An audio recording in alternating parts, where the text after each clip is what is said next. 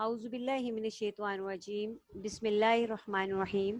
السلام علیکم عزیز طلبہ، میں تسنیم اختر اسلام آباد کالج برائے طلبہ G63 سے آپ میرے ساتھ چھٹی کلاس کے لیکچر نمبر 7 میں اور ہفتہ نمبر 6 میں جو سبق پڑھیں گے اس کا نام ہے ملی نغمہ، جو کہ ہے ایک نظم۔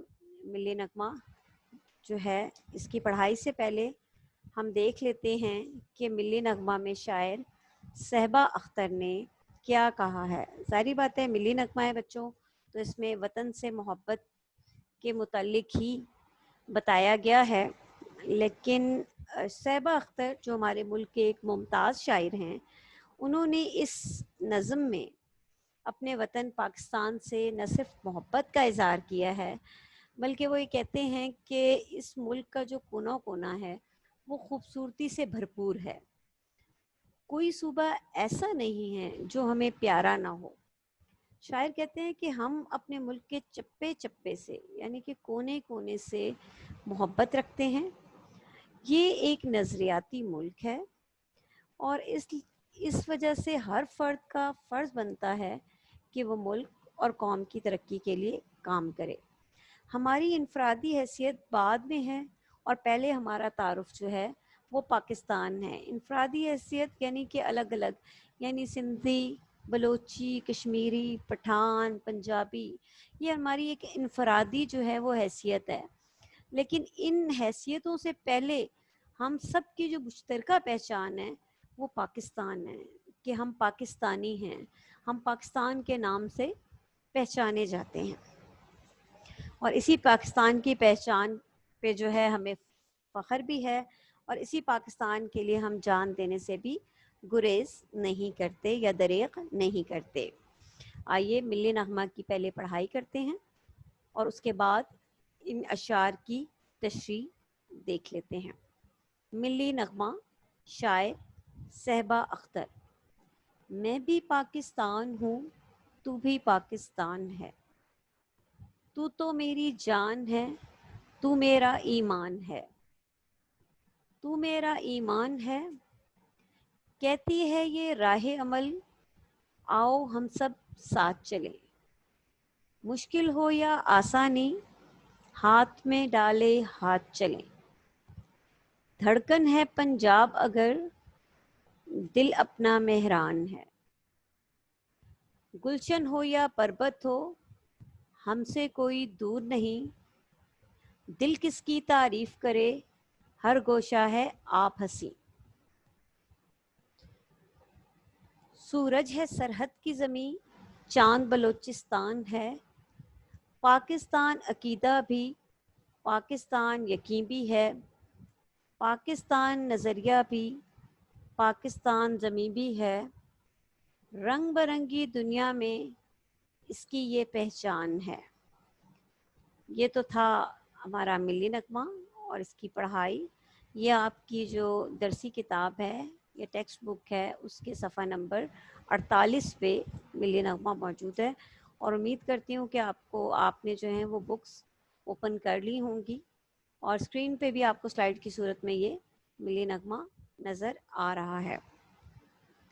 آئیے اب ہم ملی نغمہ کی جو ہے وہ اشعار کی تشریح دیکھ لیتے ہیں۔ میں بھی پاکستان ہوں، تو بھی پاکستان ہے، تو میری جان ہے، تو میرا ایمان ہے، تو میرا ایمان ہے۔ اس شعر میں یا ان اشعار میں شاعر کہتے ہیں کہ پاکستان کے شہری اور فرد کی جو پہچان ہے وہ پاکستان ہے، اس لیے وہ کہتے ہیں کہ میں بھی پاکستان ہوں، تو بھی پاکستان ہے، یعنی آپ کی، میری، ہم سب کی پہچان جو ہے وہ پاکستان ہے۔ ہم جہاں کہیں بھی ہوں پاکستان کا نام لیا جائے گا، ہمیں پاکستانی قوم کے نام سے یاد کیا جائے گا۔ ساتھ ہی شاعر یہ کہتے ہیں کہ پاکستان میری جان ہے، اور انسان جان کی حفاظت کے لیے کسی بھی قربانی سے دریغ نہیں کرتا، اس سے یعنی دریغ نہیں کرتا، اس سے بچتا نہیں ہے، اس سے اجتناب نہیں کرتا، اس سے گریز نہیں کرتا۔ پاکستان میرا ایمان ہے، شاعر کہتے ہیں، ساتھ ہی کہتے ہیں کیوں ایمان ہے کہ شاعر یہ کہتے ہیں کہ وطن انسان کا گھر ہوتا ہے، ٹھیک ہے، جہاں وہ پیدا ہوتا ہے، پروان چڑھتا ہے، نشو نما پاتا ہے۔ لہٰذا وطن سے یا گھر سے جو محبت ہے وہ انسان کی ایک فطری ہے۔ جیسے بیٹا آپ جس گھر میں رہتے ہیں، جہاں آپ کی پیدائش ہوتی ہے وہاں کے لوگوں کے ساتھ، اس گھر کے ساتھ آپ کا ایک جو تعلق ہے، ایک جو محبت ہے، وہ فطری ہے، وہ نیچرل ہے، وہ کسی نے آپ کے دل اور دماغ میں نہیں ڈالی، وہ اللہ تعالیٰ کی طرف سے آپ کے دل میں جو ہے وہ فطری طور پر پیدا ہو گئی ہے۔ اسی طرح انسان کی وطن کے ساتھ جو محبت ہے وہ بھی فطری ہے، اور پاکستان کے ساتھ جو ہم محبت کرتے ہیں وہ بھی فطری محبت کا ہی نتیجہ ہے۔ اور یہی محبت جو ہے انسان کو دشمن کے مقابلے میں لا کھڑا کرتی ہے۔ فار ایگزامپل گھر میں اگر کوئی ایسا پرابلم یا مسئلہ ہو یا کوئی لڑائی جھگڑا ہو تو آپ اس گھر کو بچانے کے لیے ضرور فائٹ کریں گے۔ اسی طرح ہمارے ملک پہ اللہ نہ کرے کہ کبھی کوئی آنچ آئے تو ہم اس کو بچانے کے لیے جو ہے وہ صف در صف کھڑے ہو جائیں گے، گرو در گرو نکل آئیں گے۔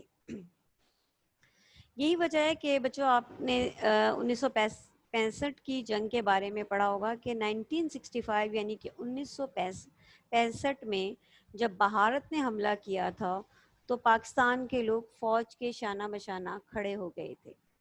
یہ محبت ہمارا ایمان تھا، اسی لیے جان کی پرواہ کیے بغیر ہی پاکستانی نوجوان سینے پر بم باندھ کر ٹینکوں کے آگے لیٹ گئے تھے۔ ٹینکوں کا حملہ انہوں نے پسپا کیا۔ یہ وطن سے محبت اور ایمان کا ہی تقاضا تھا کہ انہوں نے کسی چیز کی پرواہ نہیں کی۔ جان انسان کو بہت عزیز ہوتی ہے، انسان اپنی جان کے معاملے میں بہت جو ہے وہ کہنا چاہیے کہ بہت پوزیسو ہوتا ہے، اس کو نقصان نہیں پہنچاتا۔ آپ کو ہلکی سی بھی کوئی چوٹ لگ جاتی ہے تو آپ کو تکلیف کا سامنا کرنا پڑتا ہے، لیکن وطن سے محبت ایک ایسی چیز تھی کہ لوگوں نے اپنی جانوں کی بھی پرواہ نہیں کی اور اپنی جان کا نذرانہ لے کے فوج کے ساتھ شانہ بشانہ کھڑے ہو گئے۔ آگے چلتے ہیں، دیکھتے ہیں کیا ہے۔ کہتی ہے یہ راہ عمل، آؤ ہم سب ساتھ چلیں، مشکل ہو یا آسانی ہاتھ میں ڈالیں ہاتھ چلیں۔ اس شعر میں شاعر کہتے ہیں کہ ہمیں وطن کی ترقی کے لیے مل جل کر آگے بڑھنا ہے، ٹھیک ہے، کہ ہر مشکل آسانی، اس سے مراد یہ ہے کہ غم ہے یا خوشی ہے، ہمیں ایک دوسرے کا سہارا بننا ہے اور ہمیں ایک دوسرے کا سہارا بننا چاہیے۔ اسی طرح اتفاق اور اتحاد کا دامن بھی ہاتھ سے نہیں چھوڑنا چاہیے، کیونکہ اتفاق اور اتحاد میں بہت طاقت ہے۔ اب اتحاد کا تقاضا کیا ہے؟ اتحاد کا تقاضا یہ ہے کہ ہم تفرقات میں نہ پڑیں، ہم نہ صوبائی تعصب میں پڑیں، نہ کسی اور قسم کے تعصب میں پڑیں، کیونکہ وطن کی ہر اکائی اہم ہے۔ سندھ جو ہے وہ ہمارا دل ہے، جیسے آگے شاعر کہہ رہے ہیں کہ دھڑکن ہے پنجاب اگر دل اپنا مہران ہے، کہ ہر ایک جگہ جو ہے اس کی امپورٹنٹ ہے۔ جیسے سندھ ہمارا دل ہے تو پنجاب اس کی دھڑکن ہے۔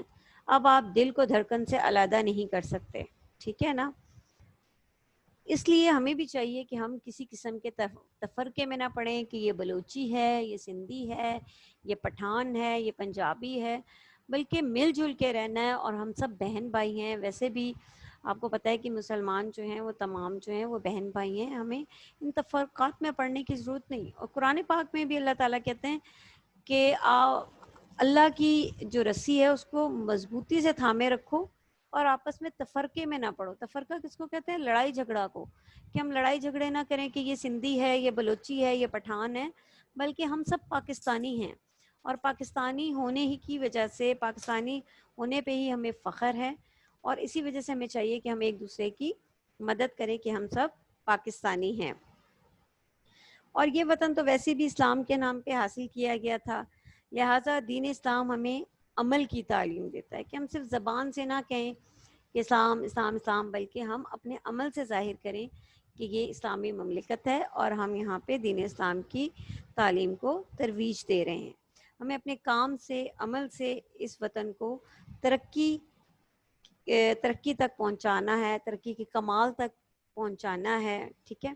ایک اور بات بھی بیٹو میں یہ بتاتی جاؤں گی کہ شاعر ایک اور چیز کی طرف بھی کہ ہمیں سندھی بلوچی یا یہ جو قومیں ہیں ہمارے پاکستان میں ماشاءاللہ سے، یہ ان میں ڈفرینشیٹ نہیں کرنا چاہیے. ہم سب پاکستانی ہیں، اور جب کوئی مشکل یا دکھ سکھ کی گھڑی آئے تو ہمیں سب مل کے ساتھ اتفاق و اتحاد کے چلنا ہے. ٹھیک ہے، ایک دوسرے کو نقصان نہیں پہنچانا، بلکہ ایک دوسرے کے ساتھ جو ہے وہ اتفاق کے ساتھ، محبت کے ساتھ ایک دوسرے کے شانہ بشانہ چلنا ہے. ٹھیک ہے، یعنی کہ متحد ہو کے چلنا ہے، تاکہ پتہ چلے کہ ہم پاکستانی قوم ہیں.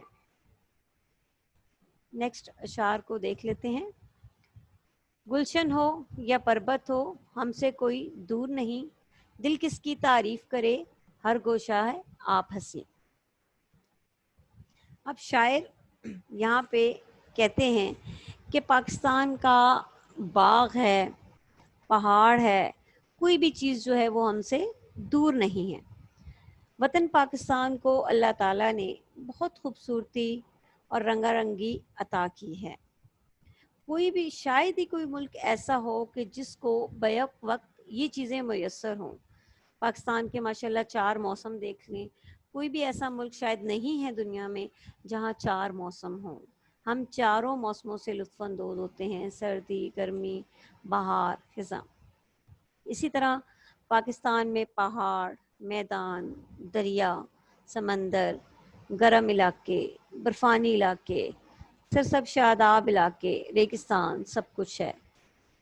دوسری طرف آپ پنجاب سائڈ پہ چلی جائیں تو آپ کو خشک اور بنجر پہاڑ بھی نظر آئیں گے. پھر اسی طرح گلگت، چترال، مری، کشمیر ادھر چلے جائیں تو برفانی چوٹیاں چاندی کا زیور پہنے کھڑی ہوتی ہیں. پنجاب کے کھیت کھلیان جب گندم کی فصل پک جاتی ہے تو بہت ہی خوبصورت دکھائی دیتے ہیں، جیسے انہوں نے سونے کے زیور پہنے ہوں. ایک طرف کیسان ہے تو دوسری طرف مکران کے ساحل کے مچھیروں سے آباد ہے. کپاس کے موسم میں دیکھیں تو کھیتوں میں جیسے چاندی بکھری ہوتی ہے. یعنی کوئی بھی خوبصورتی ایسی نہیں ہے جو پاکستان کی سرزمین پہ اللہ تعالیٰ نے عطا نہ کی ہو. اور شاعر کہتے ہیں کہ کوئی بھی وطن ایسا نہیں، شاعر یہ کہتا ہے کہ میں نے کوئی وطن ایسا یا ایسا ملک دیکھا ہی نہیں کہ جو پاکستان جیسا خوبصورت ہو. اور اسی وجہ سے وہ کہتے ہیں کہ اس وطن کی تعریف کرنے کو میرا دل چاہتا ہے. اسی طرح آگے دیکھیں کہ شاعر کہتے ہیں سورج ہے سرحد کی زمین، چاند بلوچستان ہے. اب یہ مثال دے رہے ہیں کہ سرحد کی زمین جو ہے وہ سورج کی طرح روشن ہے اور بلوچستان چاند کی طرح روشن ہے.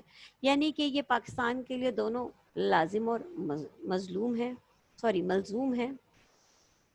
جس طرح سورج اور چاند لازم و ملزوم ہیں، اسی طرح ہمارے لیے جو ہے پاکستان بھی بہت اہمیت کا حامل ہے. ہم یعنی پاکستانی قوم اور پاکستان بھی لازم و ملزوم ہے. اور ساتھ ہی شاعر یہ کہتے ہیں کہ مجھے سمجھ نہیں آتی، پاکستان اتنا خوبصورت ہے کہ میں اس کے کس گوشے کی، کس علاقے کی، کس جگہ کی تعریف کروں اور کس کو چھوڑ دوں. یعنی کہ اتنا حسین ملک ہے کہ شاعر کہتا ہے کہ میرا دل کرتا ہے کہ اس کے چپے چپے کی، اس کے گوشے گوشے کی تعریف کروں. نیکسٹ اشعار دیکھتے ہیں. پاکستان عقیدہ بھی، پاکستان یقین بھی ہے، پاکستان نظریہ بھی، پاکستان زمیں بھی ہے، رنگ برنگی دنیا میں اس کی یہ پہچان ہے. جی، اس چوتھے اور آخری شعر میں شاعر کہتے ہیں کہ پاکستان دنیا کا واحد نظریاتی ملک ہے جو ایک نظریے کے تحت بنا. ٹھیک ہے، وہ نظریہ کیا تھا؟ نظریہ آپ بتائیں گے. 2 قومی نظریہ جو آپ پاکستان اسٹڈیز میں پڑھ بھی چکے ہیں. ٹھیک ہے نا. اچھا جی، پاکستان دنیا کا واحد نظریاتی ملک ہے جو ایک نظریے کے تحت بنا. اسی لیے پاکستان کا مطلب کیا ہے؟ پاکستان کا مطلب لا الہ الا اللہ. یہ نبی کریم صلی اللہ علیہ وآلہ وسلم یعنی خاتم النبیین کی بشارت بھی تھی. قائد اعظم رحمۃ اللہ نے جب دین اسلام کا مطالعہ کیا تو انہوں نے کہا کہ پاکستان کے لیے بہترین نظام حکومت اسلامی نظام حکومت ہے. لہٰذا اسی پر جدوجہد شروع ہو گئی اور 14 اگست 1947 کو پاکستان دنیا کے نقشے پہ نظریاتی مملکت بن کر ابھرا. شاعر کہتے ہیں کہ یہ ایک عقیدہ ہے، پاکستان ایک یقین ہے کہ اس میں اقلیتوں کو بھی اپنی مذہبی آزادی حاصل ہوگی۔ پاکستان ایک نظریہ ہے اور زمین بھی ہے۔ قائد اعظم رحمۃ اللہ کا قول ہے بچوں کہ پاکستان کا حصول منزل پر پہنچنے کا راستہ ہے جہاں ہم اسلام کے سنہری اصولوں کو لاگو کر سکیں۔ ٹھیک ہے، یعنی ایک ایسا خطہ زمین ہو جہاں پاکستان کے اسلامی اور سنہری اصول جو ہیں ان کی امپلیمنٹیشن ہو سکے، ان کو رائج کیا جا سکے۔ نظریہ محض ایک تخیل یعنی کہ خیال یا تصور نہیں ہوتا۔ پاکستان نظریے کے ساتھ ساتھ زمین بھی ہے، خطہ زمین ہے، اور اس میں رنگ رنگ کی جو دنیا ہے یا رنگ برنگی دنیا ہے وہ اس کی پہچان ہے۔ نظریاتی ہونا، بطور اسلام ہونا اس کا قلعہ ہے، اور باقی چیزیں پاکستان کی پہچان ہے۔ یہ تو تھا بیٹا ملی نغمہ اور ان کے اشعار کی تشریح۔ امید کرتی ہوں کہ آپ کو سمجھ آ گئی ہوگی۔ اب ہم اس چیپٹر کی یا ملی نغمہ کی مشق کی جانب بڑھتے ہیں، جو آپ کی کتاب کے صفحہ نمبر 49 یعنی 49 پر موجود ہے۔ لیکن اس سے پہلے آپ کو میں پہلے بھی بتا چکی ہوں کہ آپ کی اس کتاب کے آخر میں ہر سبق کے الفاظ معنی دیے گئے ہیں، ہم ان کو دیکھ لیتے ہیں۔ پہلا لفظ ہے، سٹارٹ کرتے ہیں، آن۔ اس کا مطلب ہے عزت، راہ عمل، عمل کا راستہ، دھڑکن، محبت، مہران۔ جی، مہران صوبہ سندھ۔ کیا ہم نے پہلا لفظ پڑھا تھا آن؟ اس کا مطلب تھا عزت، راہ عمل، عمل کا راستہ، دھڑکن، محبت، مہران صوبہ سندھ۔ گلشن باغ، پربت پہاڑ، گوشہ کونا، عقیدہ یقین، نظریہ اصول، حسین خوبصورت۔ جی، یہ الفاظ معنی تھے جو کہ آپ کی کتاب کے آخر میں دیے گئے ہیں۔ اگر آپ چاہیں تو میں آپ کو صفحہ نمبر بھی بتا دیتی ہوں کہ ملی نغمہ کے جو الفاظ معنی ہیں آپ کی بک کے آخر میں صفحہ نمبر 172 پر موجود ہے۔ ٹھیک ہے بیٹا، اب ہم چلتے ہیں ملی نغمہ کی مشق کی جانب، دیکھتے ہیں کہ مشق میں کیا ہے۔ جی، مشق، دیے گئے سوالات کے جواب لکھیں۔ امید ہے کہ آپ نے کتابیں جو ہیں وہ کھول لی ہوں گی، اوپن کی ہوئی ہوں گی۔ صفحہ نمبر 49 پہ مشق ہے آپ کی۔ آپ کو اسکرین پہ سوال جواب اور مشق شو ہو جاتی ہے تو آپ یہاں سے نوٹ ڈاؤن کر سکتے ہیں۔ سوال نمبر 1، میں بھی پاکستان ہوں، تو بھی پاکستان ہے سے کیا مراد ہے؟ جواب، اس سے مراد ہے کہ پاکستان میں رہنے والے تمام لوگ، خواہ وہ کسی بھی علاقہ سے تعلق رکھتے ہوں، سب ایک ہیں اور سب کی پہچان پاکستان ہے، اور ہم سب پاکستانی قوم ہیں۔ یہ تو تھا آپ کا سوال نمبر 1۔ سوال نمبر 2، مشکل اور آسانی میں ہمیں کیا کرنا چاہیے؟ مشکل اور آسانی میں مل جل کر اتفاق اور اتحاد سے چلنا چاہیے، ایک دوسرے کا ساتھ دینا چاہیے، اور مشکل وقت میں ہمیں صبر اور حوصلے کے ساتھ چلنا چاہیے، جبکہ آسانی میں اللہ کا شکر ادا کرنا چاہیے۔ دیکھیں یہ چیز تو اللہ تعالیٰ ہمیں قرآن پاک میں بھی جو ہے وہ کہتے ہیں کہ دکھ اور تکلیف کے وقت ہمیں مایوسی سے بچنا چاہیے، لا تقنطوا من رحمت اللہ، کہ اللہ کی رحمت سے مایوس نہیں ہونا چاہیے۔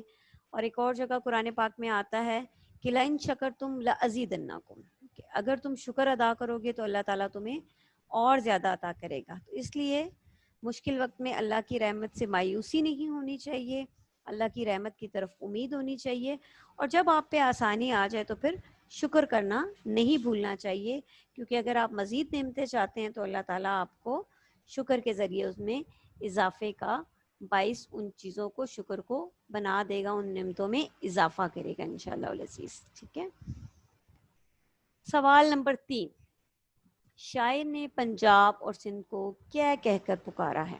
جواب ہے، شاعر نے پنجاب کو دھڑکن اور سندھ کو دل کہہ کر پکارا ہے۔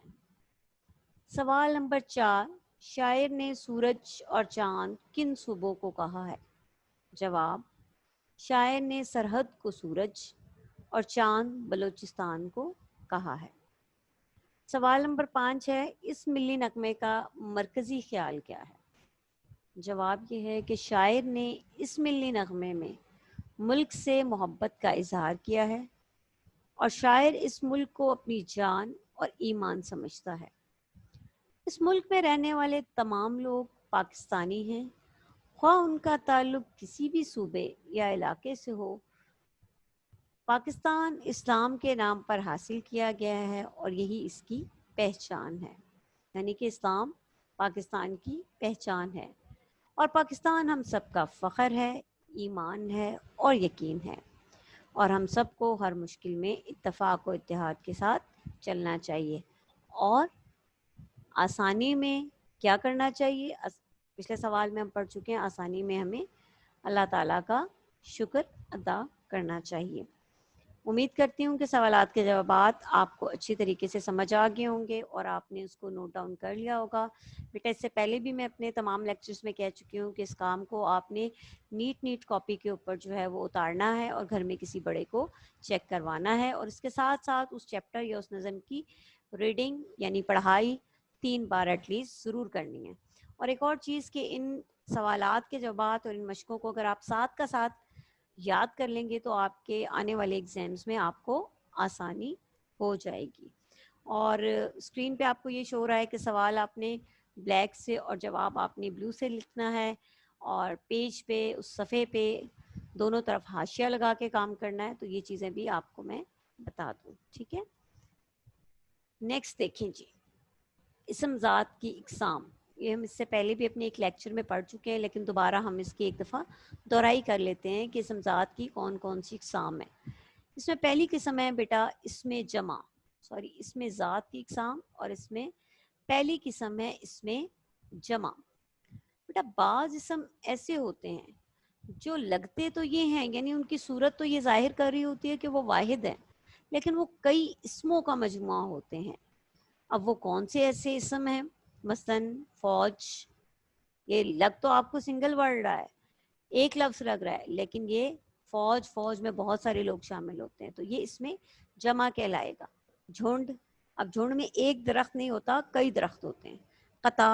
قطار میں ایک بچہ نہیں ہوگا، ایک نہیں ہوگا، بلکہ بہت سارے بچے ہوں گے، تو یہ اپنے اندر جمع کی خاصیت رکھتا ہے۔ اسی طرح جماعت، آپ کی جو کلاس ہے، کلاس میں آپ ایک بچہ نہیں ہوتا بلکہ کئی بچے ہوتے ہیں، تو اس وجہ سے یہ اپنے اندر کوالٹی رکھتا ہے اس میں جمع کی، ٹھیک ہے؟ اس میں صوت دیکھیے کس کو کہتے ہیں؟ آواز کو۔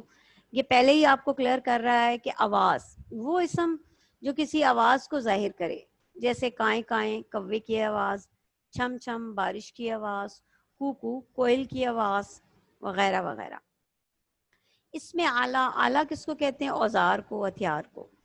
وہ اسم جو کسی اوزار یا ہتھیار کے نام کو ظاہر کرے، جیسے قلم، پیچکس، آری، چمچ، کینچی، وغیرہ وغیرہ، ٹھیک ہے نا؟ اس میں مکبر کبریائی سے نکلا ہے، کبر سے، بڑے سے نکلا ہے۔ وہ اسم جو کسی چیز کا بڑا پن ظاہر کرے، جیسے بتنگڑ، پگڑ، گھڑیال، باغ اور دیگ وغیرہ۔ اس میں مسخر صغیر سے نکلا ہے، چھوٹا، یعنی کہ وہ اسم جو کسی چیز کا چھوٹا پن ظاہر کرے، جیسے بات، پگڑی، گھڑی، باغیچہ، دیگچہ، وغیرہ وغیرہ۔ اس میں ظرف کہتے ہیں جگہ کو یا وقت کو۔ وہ اسم جو کسی جگہ یا وقت کو ظاہر کرے، جیسے دفتر، اسکول، صبح، شام، دوپہر، رات، وغیرہ وغیرہ۔ اچھا جی، نیکسٹ سوال نمبر 5 آپ کو اسکرین پہ شو ہو رہا ہے، اور آپ کی بک کے صفحہ نمبر 49 پہ بھی نظر آ رہا ہوگا کہ آپ نے درج ذیل سے اس میں جمع، اس میں صوت، اس میں آلہ، اس میں مکبر، اس میں مصغر اور اس میں ظرف الگ کرنے ہیں۔ ککڑوں آواز، ہوں اس میں صوت، ٹھیک ہے؟ آری اس میں آلہ، تختہ اس میں آلہ، मचूंगड़ा इसमें मुसक्कर, दोपहर इसमें ज़र्फ, मैं आवाज़ है, फिर इसमें सौत, और बलूंगड़ा इसमें मुकब्बिर।